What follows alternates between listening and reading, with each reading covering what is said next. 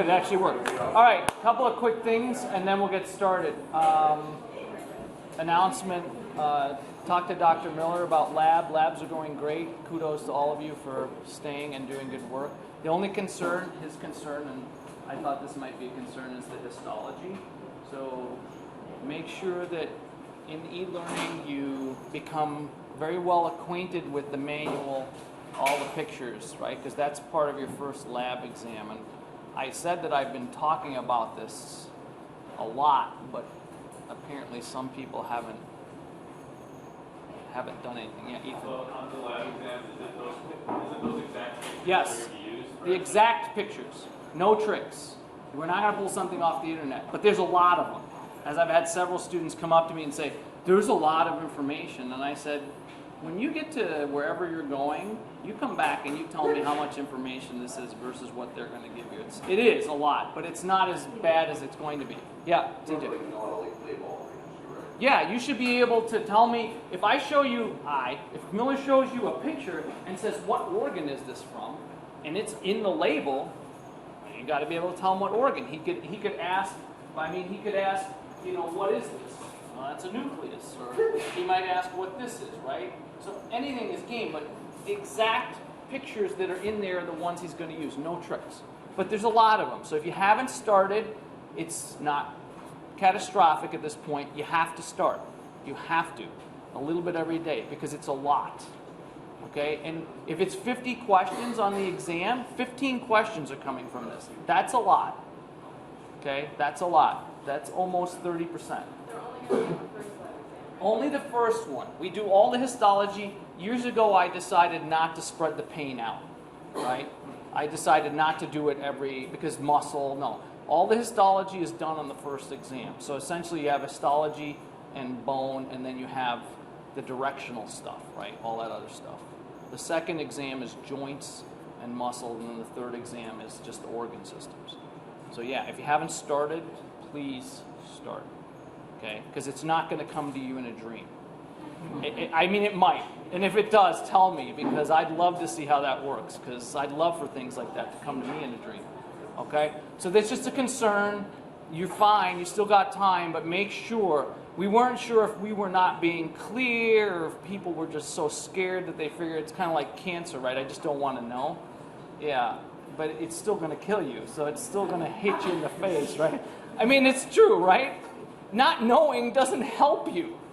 Not knowing doesn't help you. So we just weren't sure. We wanted to make sure that there was clarity and is everybody clear on where it is? And we haven't been doing it in the lab.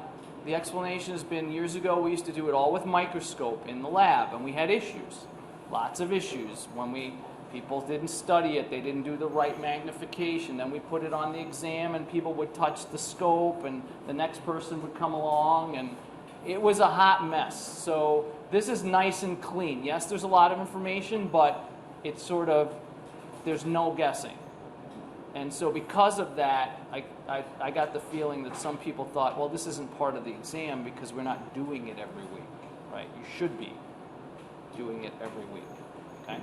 So clarification, everybody's good? Okay, all right, yeah, Arjun. In regards to the exam, we have the exam we have for lecture next Friday. Next Friday. And that Friday, that exam will cover just lecture. Right? Just lecture. Lecture. I don't intersperse the two. I mean, it's hard to, I won't pull anything from exactly what he's doing on this. Only what we cover. Okay. Yeah. Just wanted to clarify. Yeah. And question? I No, I haven't made it yet. Yeah. Why? What did? was just going to ask what library was going to consist of. Yeah. So I was gonna. So here. Yeah, I guess we can address this slightly, but we'll talk about this on Monday or Wednesday. I'm going to lecture today and Monday. Whatever I finish on Monday, that's it. So I'm going to lecture on Wednesday. I'm going to give you a choice. And the choice is going to be, we can do a review session the whole time. The problem with that is I know how it's going to go. Okay, I hope I know how, like it doesn't happen. But usually what happens is I say, well, we'll do the whole session as a review. And then people come in and we look at each other and we have a staring contest. That's not useful for your time or my time. So that's one option if people have a lot of questions. But I'm not going to let you out of here early. right? That's not an option. So then we have a steering contest, right? The other option is I lecture. I'm not going to put Wednesday's lecture on the exam because I don't do that because that's not enough time for you to assimilate it, right? But I need to keep moving so that we don't get further behind because I need to catch up at some point, right? So we do 40 minutes or so of that, and then we do maybe like a 20-minute review where everybody's sort of in the mode. In 20 minutes, we can usually take up enough time. That's what my predecessor used to do, Dr. Lindbergh. I'm open either way, but however we do it, we got to all do it the same. And if you want an hour of review, you got to come in with an hour of questions, right? That's a lot of questions. So I'm sort of leaning in one direction, but I'll ultimately let you make that decision on Monday. Okay? So, and then we can talk about what the exam structure is like on Monday too. So yeah, I haven't made it up yet. Good question. Any other questions on that? All right, so 3 important things from last time. Oh, I didn't bring them. Everybody's here today, right? Good. Everybody gets credit. Sorry. I've been running around a lot, so I forgot to bring them. They're on my desk. All right, so anyone, I'm not even going to pick on anybody, just three hands, yeah. Understand the visual differences between Celia and microvilli. Yeah, understand the visual differences. Again, that's a tip that is more for the lab, but certainly understanding that. Let's say I ask a question on the exam. I won't ask you to identify that on the lecture exam, but I might say, if I wanted to identify visual differences between microvilli and cilia, what would I look for on a slide? That's a fair question, right? You could probably all do that. I mean, we've done it enough. So that kind of question I would ask. Okay, 2 more, 3 seconds. Pseudostratified columnar epithelial is more common than stratified columnar because that's rare. Yes, it is very rare. And we're going to see stratified columnar and stratified cuboidal, and I'll show you where they exist. They're very, very rare. Yeah. One more. First. Yeah, Nick, Tim, sorry. Simple squamous epithelium is more reactive for fusion and filtration, where the simple keyword epithelium is more for secretion and filtration. Yeah, so again, simple squamous, more for diffusion and filtration. Make sure you know what diffusion and filtration mean, versus cuboidal, more for secretion and absorption. What does that mean cellularly, right? Inside the cell, what does that mean? What would one have more of than the other? What is diffusion? What is filtration? So you should understand that. Okay. Good. All right, let's keep rolling. So today if somebody would lower the lights, please. We're going to roll today a little bit faster than we've been going. I've cut down the lecture. You won't see it online, but I took this down. I think now it's down to like 90 slides. I basically took out the stuff that's going to be redundant. And the one you have downloaded, you have them all, but like the cartilage and the blood, and we have a section for each of those, so my numbers are going to be off a little bit. Okay, so we did this? Yep. Okay. Wrong question. Okay, we didn't do this. Okay, so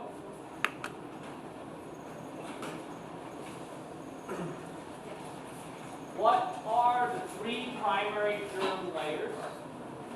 And so your choices are as follows: epithelial, mesomysium, and tight junctions. B, epithelial, mesothelium, and adventitia. C, mesoderm, basic membrane, and mesomysium.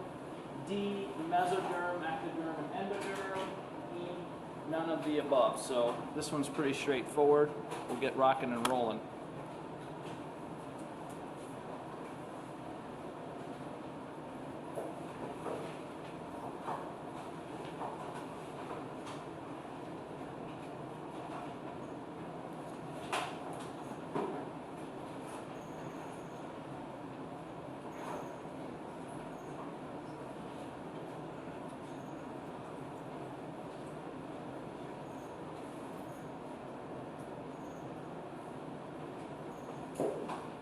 See what we got. Good. Excellent. There's nothing to talk about there, right? Does anybody have any confusion on that one? I mean, if you get 100%, that's It's only 14 of you, but still 100% is pretty good. So we'll just keep moving then. Excellent, good job. Maybe it was too easy of a question. Maybe that's what it was. Okay. All right, stratified epithelium. Okay. Again, 2 layers. We've already talked about this. More durable. So when you stratify, that's a new one, right? Why would you put multiple layers? Because it's more durable, right? That means it's more protective. Name depends on shape of surface cells, right? Again, the top. Whatever the shape of that top layer is of those cells, that's how you name this. Not what's below it, because below it, those cell shapes may be different. Stratified squamous epithelium consists of several layers. The top layer of cells is flat, right? That's why it's called stratified squamous. Deeper layers of the cell vary cuboidal to columnar, right? So what's below it could be anything. You'll see this in the skin, right? Basal cells replicate by mitosis. So these areas that have this stratified squamous epithelium, like the skin, multiply very, very quickly. That means that these areas are probably undergoing some kind of abrasion, some kind of shearing force. A lot of it, if you think about your skin, again, you go back to your hands, of all the places on your body, and maybe your feet, but your hands are more exposed. Every time you're touching something, right, a layer or some cells are getting rubbed off. That means that you have to keep producing layers as fast as you rub them off or destroy them. So that's an advantage. But because of this ability to replicate very quickly via mitosis, you also, if cells turn cancerous, now they can spread that much faster, right? Because they have the ability, they still maintain this ability to multiply very, very quickly. Keratinized stratified squamous epithelium. It's a protein. It's called keratin. Talk about it. Your nails have a lot of keratin in them. That's why they're hard, right? And so anything that's keratinized is going to even be more protective than non-keratinized, right? So if you have a more durable and protective epithelial that has multiple layers, if you then now add keratin to that, you now make it harder. It becomes even more durable, stronger. Keratin is a tough layer of keratin, a protein resistant to friction and repels bacteria. And if you think about your skin also has a lot of keratin. I mean, it's very difficult, your nails are made up the most keratin, to actually get an infection in the actual nail, right? Because it repels bacteria so well. Underneath, inside the tissue underneath, but not in the actual keratin. It's really good at what it does. And is deposited in the surface of the cells. So you have keratinized and non-keratinized epithelial cells. A keratinized epithelial cell will be more durable. Yes, Teresa, bless you. This keratin is so hard that it has Yes. swelling? Yeah, So it's keratin not is very hard. Yeah. It's not like the interaction with the bacteria that No, not. There are interactions. So Teresa's question is: the keratin is repellent to bacteria because it's really hard, or because there's an interaction? It's just really hard. But your skin, which is keratinized, has additional resources that have things that are secreted in the sebaceous fluid, the oil that sits, that actually has antimicrobial properties. So there are other things, but the keratin itself is just hard. And the bacteria, it's kind of like an aluminum can, right? It's hard for bacteria or anything to make its way and sort of live on the aluminum can. So even though you probably never thought about this, right? Aluminum cans, the way they're transported and they take them off. How many people actually wipe off, right, before you drink a can of Coke versus a bottle, right? You probably have never done that. You've never even thought about it. It's because you're probably not going to get sick, because the bacteria, it may be a little dirty, right? So you can just wipe that off. But bacteria don't live very well on hard metallic surfaces, right? Keratin's sort of the same way. Now, if you make a dent in it, you start to rust it, that's different. But we probably never thought about that, right?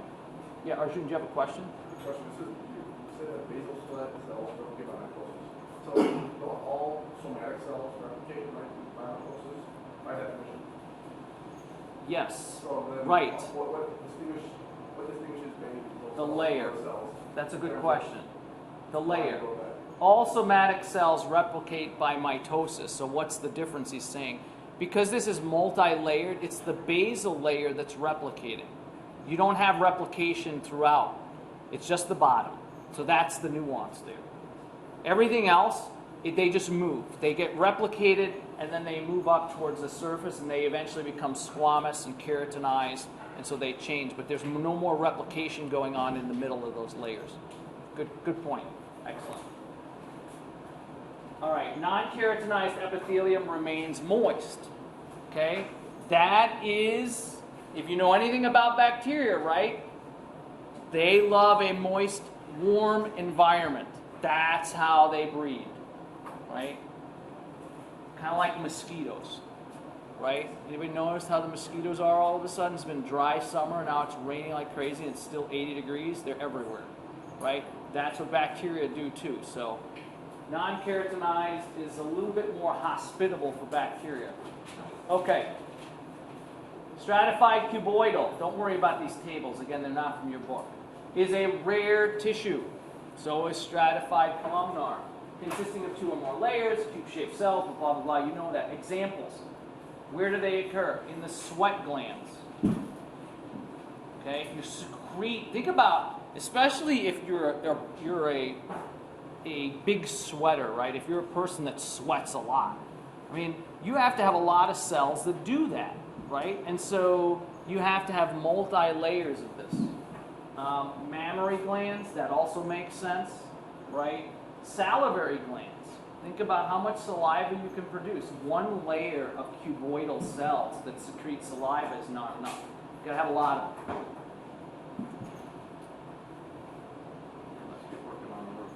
Okay, so those are examples. So that's the most important part of this slide for cuboidal. Stratified columnar, the top layer is columnar, the top layer here is cuboidal, somewhat rare, adapted for protection and secretion. So these also secrete, but they protect, right? And any multiple layer stratified tissue is going to have more of a protective effect than non-stratified, right? Just more layers. Examples, the salivary ducts. So the tubes that run from the salivary glands into your throat, mouth area, those are actually stratified columnar. They don't secrete anything, but they protect. The vas deferens, male, right? Male reproductive system. The intestinal lining, the outer portion, and then the ocular conjunctiva. That's where you get conjunctivitis, right? Pink eye. That's also stratified columnar. So you should know a couple of examples of each where it occurs. Right? Transitional epithelium consists of several layers of a variable shape. And there's an actual image of a transitional epithelial cell layer in your manual for the lab. So if you want to see what one of those looks like, you can see it. All right, any questions on any of that? Yeah. For the stratified columnar, I thought the main function of the columnar was for absorption.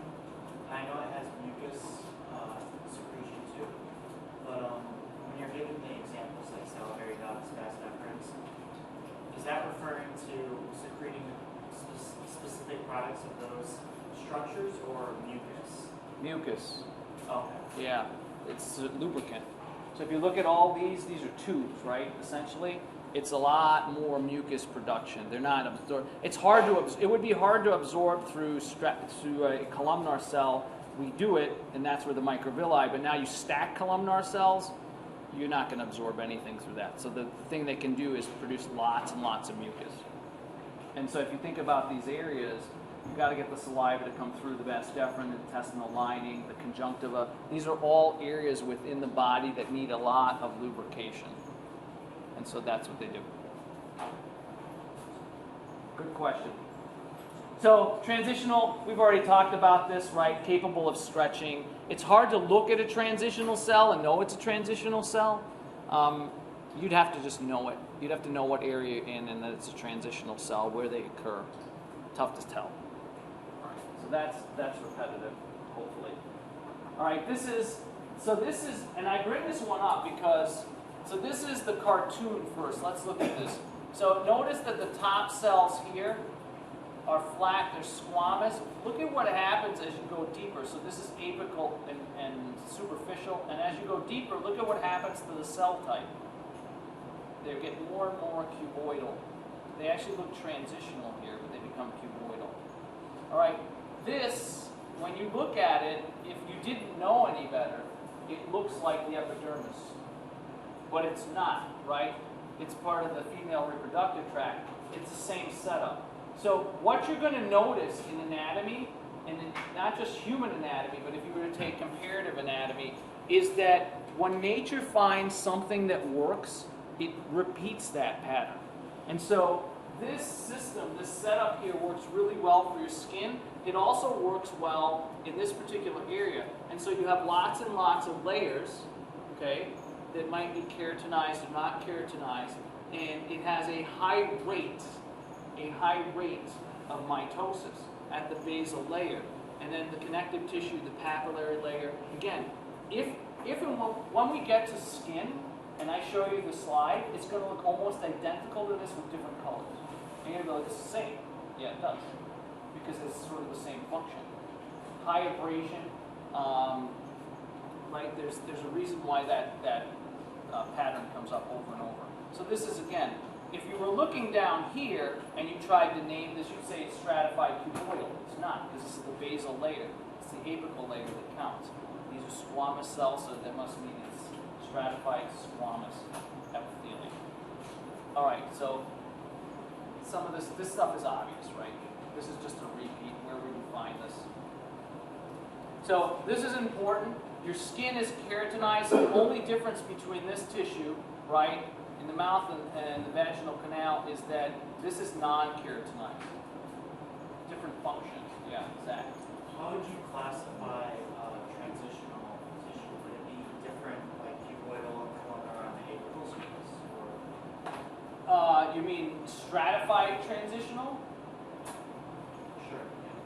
It's transitional tissue looks cuboidal most of the time, but when it's stretched, it can look like anything, right? Its cytoskeleton is such that it allows for a lot of stretching without it being destroyed and a lot of compression.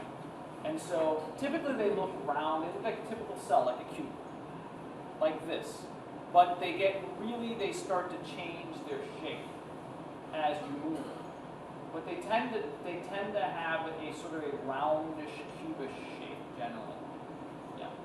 Yep. Is there a way to tell from the pictures whether they're keratinized or not keratinized, or do we just have to know where exactly the cell is to tell? Unfortunately, you can't from a picture tell whether it's keratinized or not. Yeah, that'd be tough. There's not a high enough resolution here. You'd actually have to see the keratin, and it would have to light up. If you could stain for keratin, and I'm not a histologist, so I don't know if you can do this, then you'd be able to see it. So you stain for the protein. But right now, if I were to show you the skin version of this, they would look almost identical. There's no way to tell the difference. Yeah, unfortunately. Okay. So a pap smear, the only reason we're talking about it is because we're talking about this part of the body, right, is this is what it's really called. I'm not going to try to pronounce it because I'll butcher it. So call it a pap smear. Collect sloughed off cells of the uterus and the vaginal walls. Females have this. Guys, if you don't know what this is, you got to figure this out. It's a normal thing. And they're looking for cells that are abnormal, right? Because this area has a really, really high mitotic rate, even higher than most areas. And so again, just like your skin, if these cells start to become abnormal, then if cancer were to take place, it runs rampant. So that's why this is something good. Detect cellular changes, precancerous cells, right? It's super important to do. If you're not doing it, you should. recommended annually for women over 18 or sexually active, obviously. And we know now that part of this, the cancer that's caused here is caused by a nasty virus, right? That now males are getting inoculated for, which you may or may not have. You're just at that cutoff age. My age group didn't have it, right? So it's something, we know it's actually a bacteria, right, or a virus that causes this. Okay. Stratified cuboidal looks just like what you think it would. A bunch of stacked cubes, apical surface, basement membrane. So nothing strange there, typically. This is what it would look like. We saw this the other day, right? So where you have, this is truly stratified. This is the lumen of a duct in the sweat gland, right? And the sweat glands are where you find these, lots of secretions. Some people make more than others. Okay. Multi-layered surface cells are cuboidal, very rare. So this is, again, just repetitive. Hopefully you've got all this stuff down. Also in the male urethra. All right, questions? I'm just going to keep rolling. Stratified columnar. Again, this is from the book. So again, you have the cells here. It's very difficult to see this. Okay, so if you can't tell that it's stratified columnar, it's because it's difficult to see. But you have to take my word for it. These are actually stacked on top of one another. Again, this is a duct, right? And what is this here?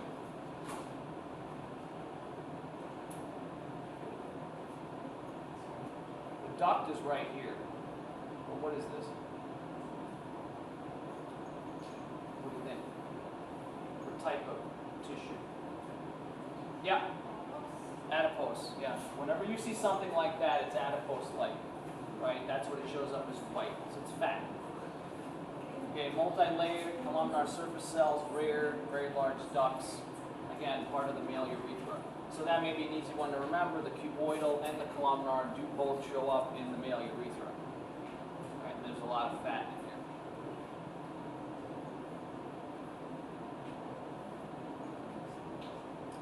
Okay, transitional, in case you wanted to see what it looked like, Zach, this is what it looks like. You can see that they don't really look that bizarre, right? In a still photo, in a still cartoon, they're like, well, they look like cubes. They look like cuboidal. Yeah, they do, but they don't function like cuboidal. The only way to really tell is to put them in a dish and then to start stretching them and compressing them, and then you would see, well, the true cuboidal cells would explode, right? You'd crush them, you'd explode them. But these, you'd have a lot more give, and they can, because this doesn't look that different, right, than, let's say, the bottom layers here. You can imagine that this is the bottom layers of stratified squamous epithelium, right? Didn't they sort of look like this? The difference is that these are much more malleable. Those aren't. Can you tell by looking at a still photograph? No, you need to see it in a video. So it's a little tricky. Again, the urinary bladder, it makes sense that you'd have transitional cells because think about the stretch of the urinary bladder, right? Huge. And you don't want a cell that's easily damaged. So, multi-layered surface cells vary in shape, round or flat, stretched, lines, hollow organs, urinary bladder. This one's an easy one to figure out where it might show up. It doesn't show up in many places, and again, it's pretty straightforward, I think. Yeah, Teresa. Would it be in the diaphragm also? Yeah, the diaphragm can have some of this too. Absolutely, diaphragm, right? You breathe with big muscles. So you can imagine any muscles that change their shape quite a bit, or any organ that changes their shape quite a bit, is going to have some of this. But the bladder is the easiest one to think about because you can all see the expansion and the contraction in your mind, right? Glandular epithelium. Right? We talked about covering and lining. Glandular was the other major type.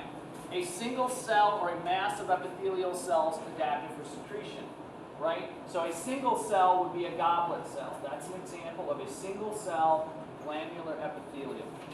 The mass would be, for instance, anything from the thyroid gland, the adrenal gland, any of the big glands. Derived from epithelial cells that sank below the surface during development. right? So these aren't necessarily the surface anymore. They were. And endocrine glands are ductlets. Now let me explain to you. Endocrine and exocrine are different, right? An exocrine gland is a gland that produces a substance, and that substance never makes it into your blood. It goes into a tube, a duct, right? And that duct goes directly to where it needs to be. It has a different transportation method. An endocrine gland produces an endocrine substance, usually a hormone. It is transported via the blood. That is the major difference. You can have a gland that is both endocrine and exocrine. In fact, the pancreas is both an endocrine and an exocrine gland because it produces hormones, which go into the blood, but then it produces digestive enzymes that go into the duodenum. So it's both. So that you have to know the difference between endocrine and exocrine. So these are ductless because they go straight into the blood. These have ducts, so exocrine glands secrete their products into ducts that empty at the surface of the covering or lining epithelium or directly under the free surface. They go directly where they need to be. Yeah. Would you say an example of the gland was? The gland. Oh, endocrine glands? Yeah. Big ones or the single cell or the multi-cell? The single cell. Single cell goblet cell is an example of a single cell. Yeah, Teresa. When the cells sink below the surface during development, it is from chemotaxis, or is it just gravity? Yeah, chemotaxis. You want to explain what chemotaxis is? So they're moving towards a chemical signal that's being produced by some Yes, cell. yes. So cells sink. They're classified as epithelial cells. They sink not because of gravity. They sink because there's a cellular signal, which we're not going to get into, that's telling them to go there. Okay? So it's a signal that's sent out, and they say, okay, you need to come down here. They say, okay, we'll come down there and hang out. Good questions. All right, keep moving. Exocrine glands, cells that secrete. So here are examples. Sweat. A sweat gland is an exocrine gland, right? Does it sweat go into your blood? No. Earwax, cerumen. Does earwax get into your blood? No. Saliva, digest. None of these. Any of these substances where they go into your bloodstream would make you very, very sick. They're never supposed to be in there. Not designed to go in there. Right? So a lot of this stuff comes out.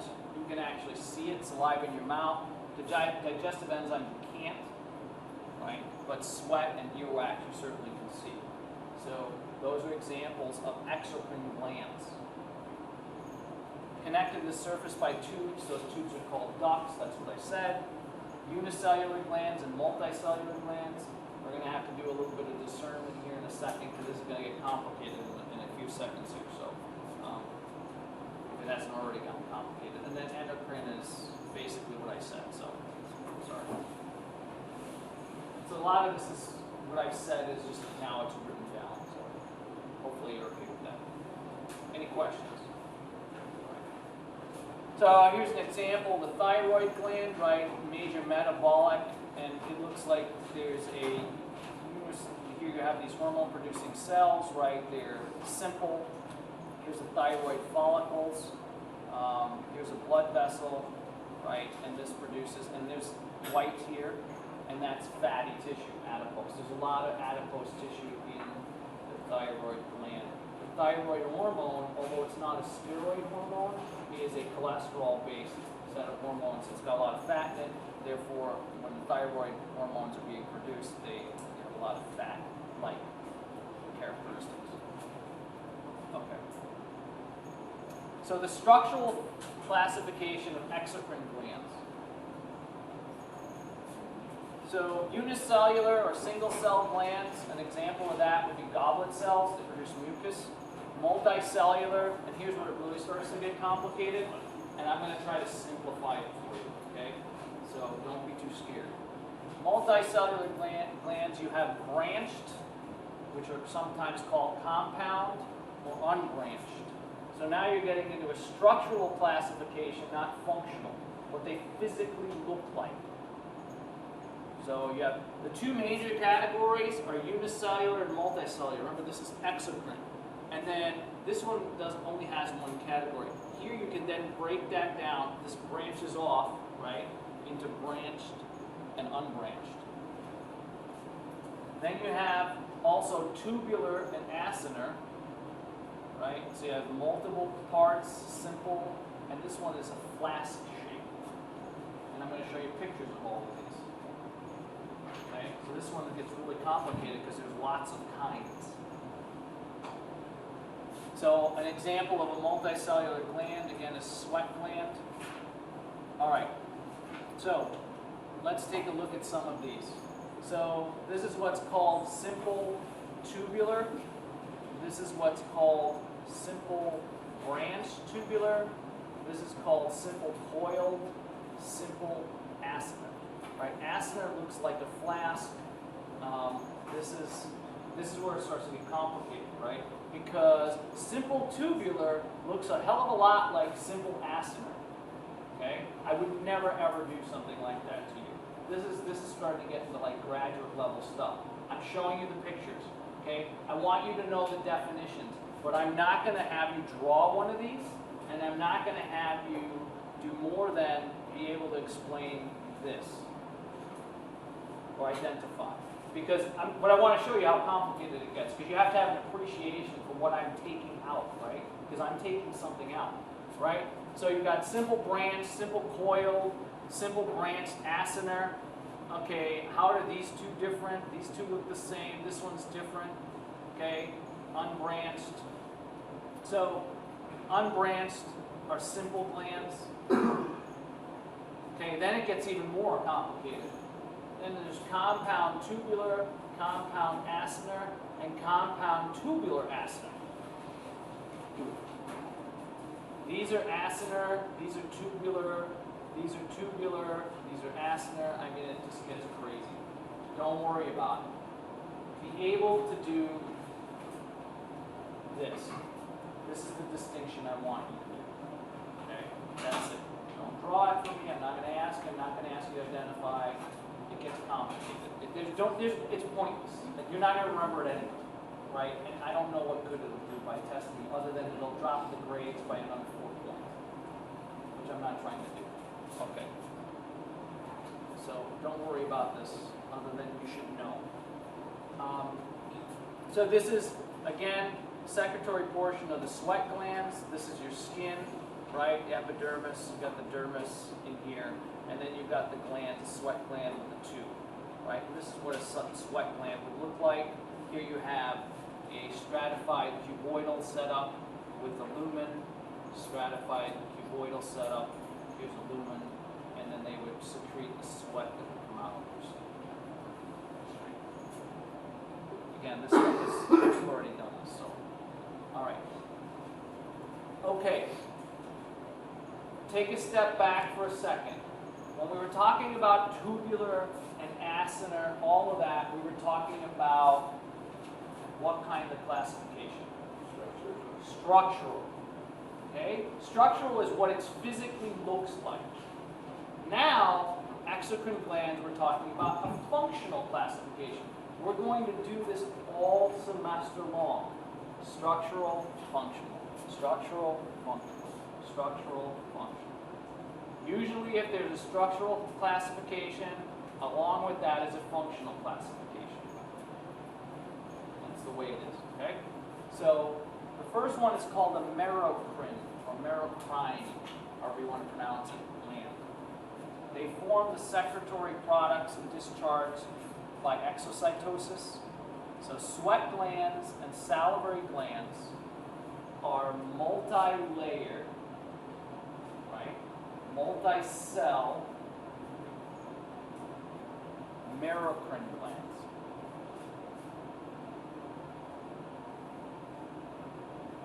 Because of the way they discharge. They use exocytosis. Why do we go through exocytosis? So everybody has a simple explanation of that, right? Where the contents in a vesicle fuse to the cell membrane. The cell membrane opens up, the contents leave, and the cell membrane is still intact. Remember that? And endocytosis Endocytosis is the exact opposite. So all you need to know about it, okay? That's what we're talking about. Apocrine glands are also called decapitated. So the way they release their substances is different. They don't use exocytosis, right? Meaning the plasma membrane doesn't stay intact. So there's a lot of information here. I'll read it while you write. Accumulate the products, whatever it is that it's making, the secretory products, at the apical surface, at the top. They accumulate, of the surface of the secreting cell. That portion then pinches off from the rest of the cell to form the secretion. It's decapitated. That's not the same as exocytosis, right? I'm going to show you a picture, so I won't draw it. Right? The cell to form the secretion with the remaining part of the cell repairing itself and repeating the process. Examples: the mammary glands and the cerumen glands are apocrine glands. So you should know a general, vague definition, and you should know an example. Yeah, CJ. The secretion product is not surrounded by the membrane, is it? No. Okay. The secretion is not surrounded by the membrane. The membrane will eventually just disintegrate. Yeah, question. What are these glands? Cerumen glands are the earwax. Cerumen is earwax. So they're the glands inside your outer ear that produce earwax. Cerumen, earwax, same thing. Good question. So you should know, there's another one. There are 3 of these functional classifications. You should know a definition, and you should know an example. At least one. Did you have a question? Or stretch it? Okay. The last of them is called a holocrine gland. And you accumulate the secretory product in the cytosol. So in this one, if you can imagine, you have these 3 cells, right? You have amacrine, apocrine, and holocrine, right? M-A-H. This one, the stuff comes up, fuses to the membrane, and then what ends up happening is it releases its contents, right? And then it goes away, right? But the plasma membrane's always intact. In this one, the stuff accumulates here.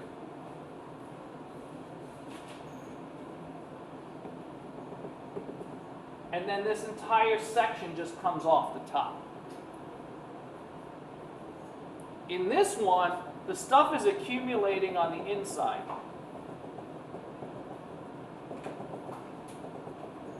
Okay? So it's accumulating on the inside.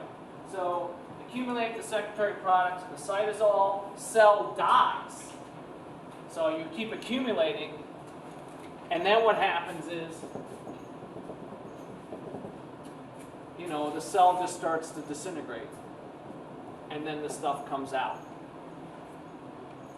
Merocrine, exocytosis. Apocrine, decapitating. Okay, A is the top letter. Think of the head, cut it off. And holocrine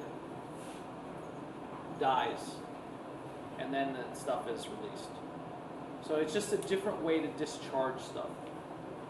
That's what makes them different. Examples of this: sebaceous, which are the oil-producing glands in your skin. And this one, I love this word. It's called the meibomian. The meibomian gland is a gland that produces the solution that's on the outside that lubricates your eye. But it's right on the duct, right on the bottom of the eyelid here. So if you take a real good look at somebody's eye, right at the top of the bottom lid here, there's this fluid. That's meibomian fluid, and it keeps it moist and it protects. So it's an eye fluid. That's really what you need to know. Okay? So you should know the names. There are 3 kinds. You should know basically how they discharge their products. That's what this is here. And then examples of each. Okay? Does that make sense, everyone? Anything not clear? Okay, let's keep rolling. So so you have this in your notes, right? They have better diagrams of what I can do. So here's American, and you can see this is exocytosis, right? Here's it's being formed in the middle. These vesicles pinch off here. They make their way to the plasma membrane and cause exocytosis. Here you can see the products accumulating in the apical surface, and it pinches off. That's why it's called decapitating. And then finally here, the cell dies. Right? Cell division replaces the lost cell. And you can see the contents just spewing out because the cell is done. So again, just examples.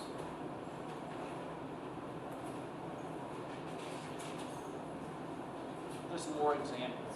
Really, that's what's in here.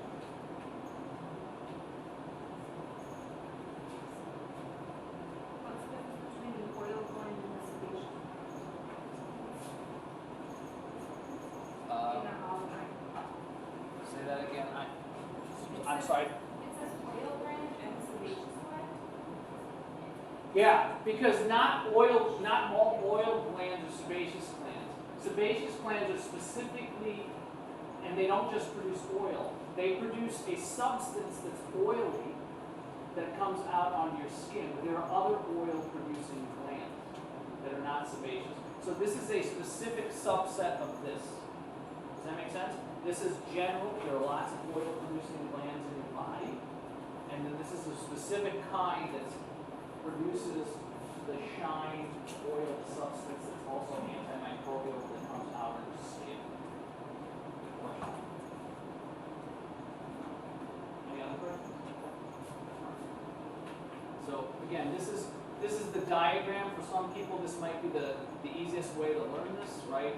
Because you see the picture. I could ask you to just draw American gland, how it works, or something like that. That wouldn't be too hard. Everybody could draw this simple picture like that. Everybody can't do that. I'm pretty sure everybody in this class can do a better job than I do. Can't, let me know, and I'll give you extra time or slightly different question. That's what I asked you.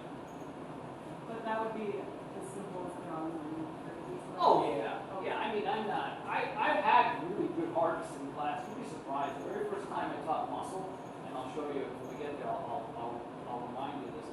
I had a female student who was outstanding. She drew everything at a level of detail that was just outstanding. And she did it in like 10 minutes. I couldn't have done it in 10 hours. So yeah, I mean. Yeah, that's it. I just want to know if you understand it, right? I'm not judging you on your artistic capability. If I ask you, even if I ask you. I don't expect this. Don't spend 20 minutes doing this. We're looking at extra credit because it's so good. Connective tissue. This is a really important one because connective tissue is everywhere. Okay? Abundant, widely distributed. Derived from mesoderm.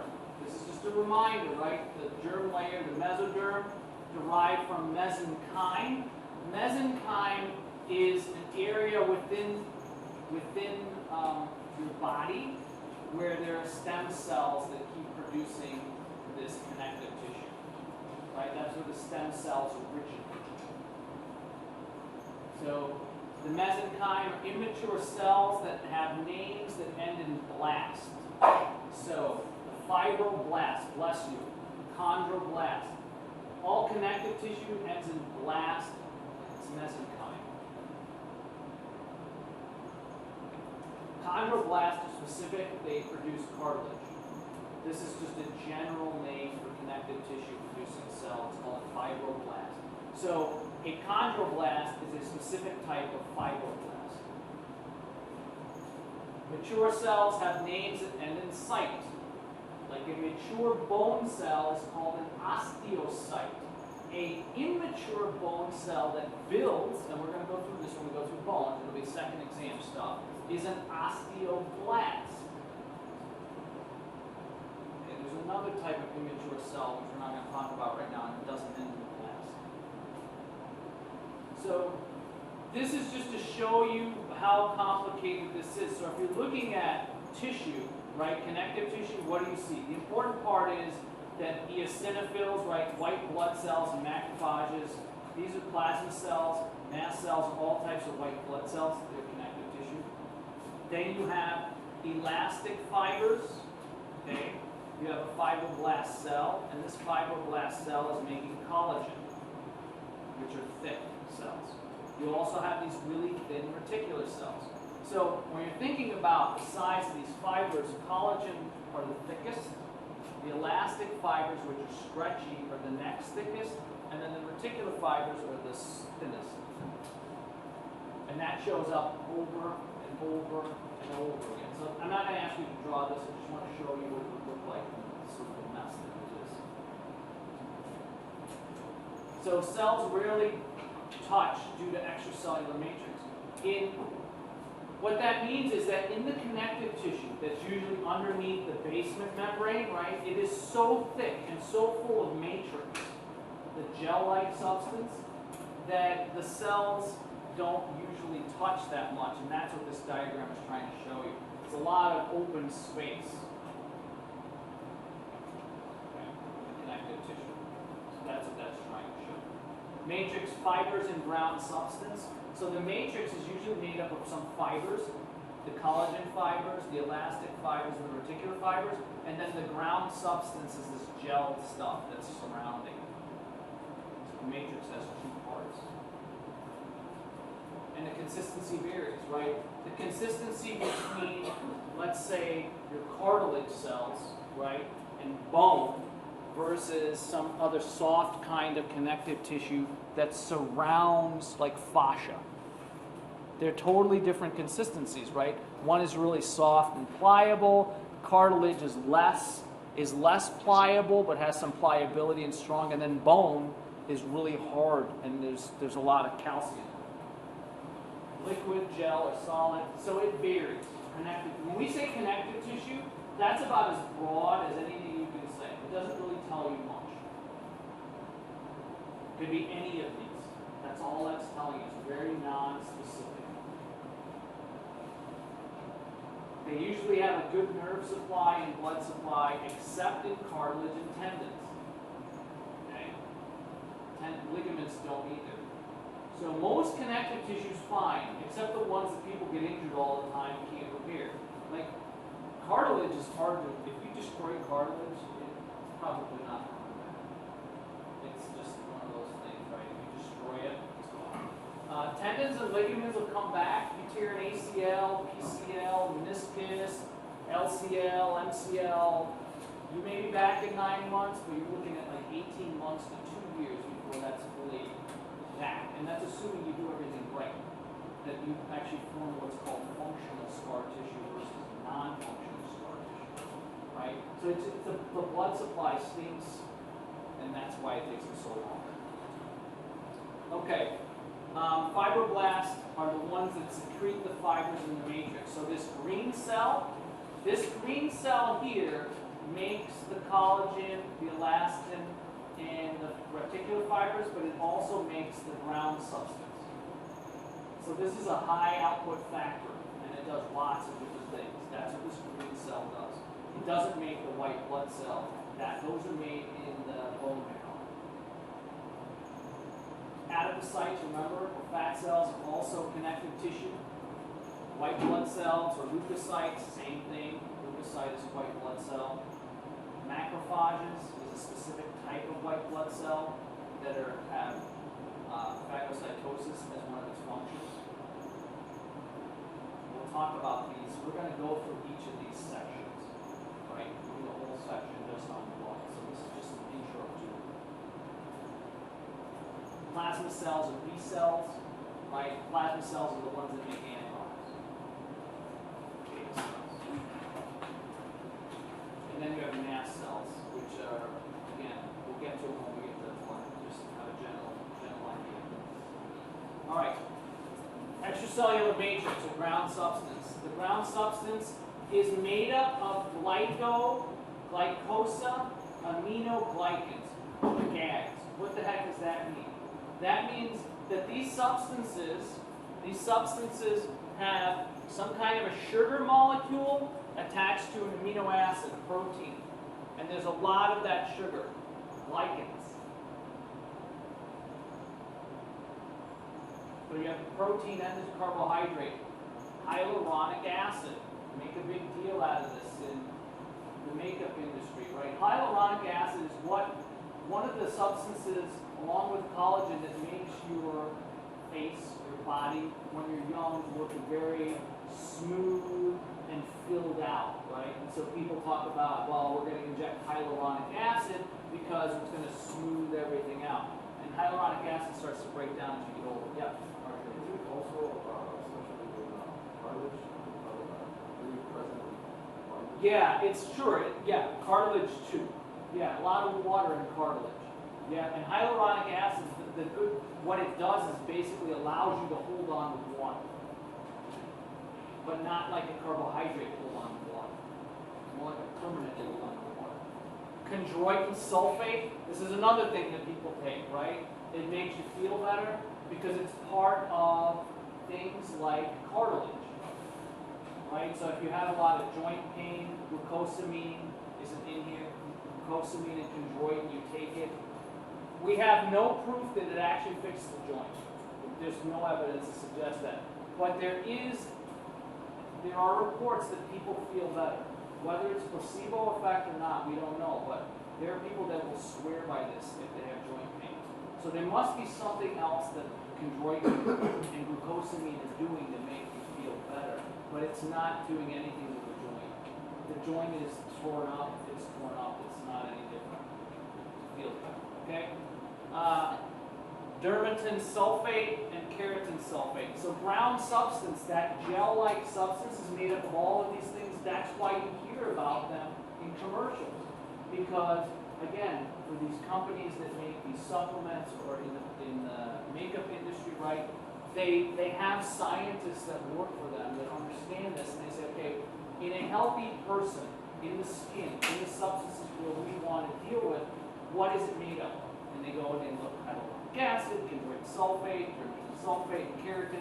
Okay, we somehow need to find a way to either upregulate the production of these things or to incorporate them into our products. Do they actually work? I don't know. I don't know. But they're in there. They put them in there. They count them right. Don't they market them? I don't know if they work. Maybe they do. But that's why they do it. So it's not complete bull in that it's true that your normal makeup is like this. It's just questionable whether adding it to a product is actually going to do anything to enhance the way you look. Okay. So hyaluronic acid is thick, viscous, and slippery. It holds on to water. That's what it's good at. Chondroitin sulfate is like a gel, providing support. Okay. Chondr. Whenever you see CHONDR, that means that it has something to do with cartilage. A chondroblast is a stem cell for cartilage. It has you have adhesion properties. This brown substance, something like fibronectin. The fibronectin will bind collagen fibers. It's like a glue. When you think fibronectin, think glue. Right? And then chondroitin sulfate, this is what I was talking about. So the bottom line is we don't know if it does anything other than it makes people feel better. So if it makes people feel better, it doesn't hurt you, go ahead and have it. It's your money. All right, questions on this? A lot of information coming at you, right? We're moving along. This is going to pay big dividends in the future, but a lot of information. So I apologize, but at some point we gotta move a little bit here. So, any questions?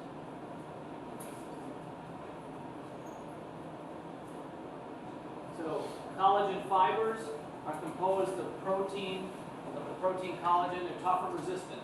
Wherever you have the most resistance, right? So if you think about your tendons and your ligaments, right? Tendons hold bone to ligament, muscle. Ligaments hold bone to bone. that's got to be pretty strong. You have a ton of collagen in there. Ton of collagen in there. They allow for some flexibility. Ligaments are flexible, but they're not very flexible. If you overstretch one, that's never good, right? Tendons are better. So where you find collagen, basically everywhere, bone, cartilage, tendons, ligaments. The stronger the structure needs to be, the more collagen you have to have. Collagen is made up essentially of two things. The two major things are vitamin C, you need an acid, right? You can get it from vitamin C, and proline, the amino acid. Again, collagen in the makeup industry, vitamin C added to your makeup, vitamin C added to the cream. It's not bull. There is scientific evidence for why they're doing that. Does it help collagen production? I don't know. Eating it, probably. I don't know if putting it on your skin helps, but it might. Elastic fibers composed of protein elastin. Remember, these are the thickest. This is the next thickest. So anywhere where you need more flexibility, you're going to have more elastin. Does that mean you just have collagen or just elastin? No. It's usually a mix. And so anywhere where you need strength and stretching, so skin, blood vessels, lungs. And then you have these reticular fibers, which are the smallest of the three fibers, right? It's made up of collagen, but it's not a collagen fiber, and glycoproteins. And so where you're going to find them in more areas where you don't have that much food. Okay. Keep going. We've got 5 minutes. It's going to be 5 minutes. All right. Questions. So, important thing. So somebody summarize this for me. So let's take a quick summary of what we've been doing. That'll be useful. So we've done, up until now, we've done a lot of information today. Somebody summarize the endocrine, exocrine stuff for me in a couple of sentences. What do we need to know? Your friend's not here. He or she really needs the synopsis, right? What would you say about that? Look in your notes. I don't care. Yeah. Jordan, endocrine goes through the bloodstream, exocrine goes directly where it's needed. Yeah. Okay. And then which one is subdivided into multiple structural and functional kinds? Exocrine. Okay, so somebody help Jordan out and take the next step. So exocrine is subdivided into what? Yeah. Unicellular and multicellular. That's the big group. Okay, then you take it down one more level. Then where do we go? Anybody else want to help her out? Like the structural and functional. So you got structural and functional. Subdivide that. Tim?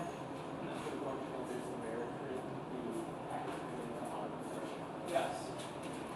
Next level. So merocrine, apocrine, and holocrine. What are those about? The American like excretes it out of itself, the African decapitates it, and then the American kind of like the cell deteriorates it. Exactly. Anybody want to add to that? Okay, so that's the summary. That's the synopsis of that stuff. Okay, so from here, this is a synopsis slide too. This is a great slide because it's got all of your major fibers from largest to smallest and what they do and where you find them. So this would be a great slide, okay, as a synopsis because it gives you everything you need to know. And this is really important because this comes up over and over. Okay, we're going to do one more. And then you can get that at the end. All right. Clinical application, Marfan syndrome. Marfan syndrome, and we're going to get to this because I got a couple of things in this class where we use Abraham Lincoln. So this is the first. We're just going to talk about it. We think, I don't think, but people think that he may have had Marfan syndrome. People that have Marfan syndrome tend to be really tall, very, very lanky, have really long appendages and big hands and feet. Okay, he had all of that, but I don't think he had it. Anyway, Marfan syndrome is an inherited disorder of fibrillin gene, abnormal development of elastic tissues. They have a tendency to be tall with very long legs, arms, and fingers. Okay, toes. Life-threatening weakening of the aorta. So I got a story about leaking the aorta too. The Lincoln, we keep coming back to Lincoln all semester long. He's my favorite president of all time. I gotta tell stories about it. All right, that's it for today. All right, so we've sort of done the sum up. Wherever we get to on Monday, that's it. Okay, so I haven't made the exam up yet because I don't know where we're getting to. We're definitely going to finish this. My guess is I'm going to leave it at this. I may start some skin, I may not. So we're a little bit behind. Typically I've done more than this, but that's okay. And then we'll talk about the makeup of the exam and how you guys want to review on Wednesday. Friday's the exam. Alrighty? Have a great day.